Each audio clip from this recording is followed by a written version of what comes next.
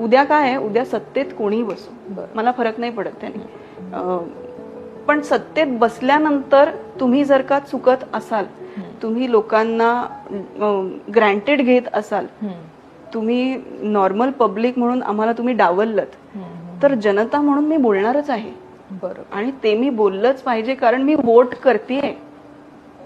मी vote केल्यावरती मला प्रश्न विचारण्याचा अधिकार आहे. आणि इनफॅक्ट जेवढी माणसं वोट करतायत त्यांना प्रश्न विचारण्याचा अधिकार आहे. तर तुम्ही का नाही विचारत आहात? जर का सरकार आपली कामं करत नाही आहेत, तर आपण त्याचे प्रश्न का नाही विचारायचे?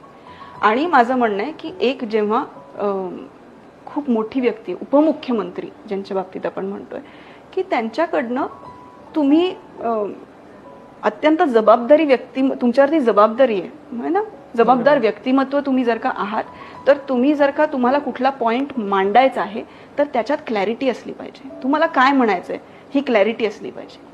ती क्लॅरिटी जर का नसेल तर मला चिटेड फिलिंग येणारच आहे. मग मी प्रश्न विचारणारच आहे. मग ते का झोंबतंय?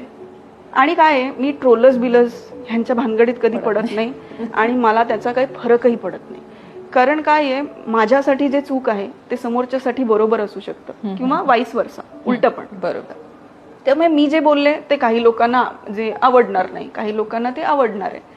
तर ज्यांना आवडलंय त्यांनी ते पुश व्हायरल केलं, ज्यांना ते नाही पटलंय त्यांनी मला दाबण्याचा प्रयत्न केलाय. सो याच्यामध्ये गैर काहीच नाहीये. तुम्ही तुमचं करत राहा, मी माझं करत राहीन. मी माझा जयघोष जर का जनतेसाठी काही करायचं असेल, आणि मी म्हटलं ना, जनतेसाठी पेक्षा जनतेचा एक भाग म्हणून काही करायचं असेल, तर मी तो करणार आहे.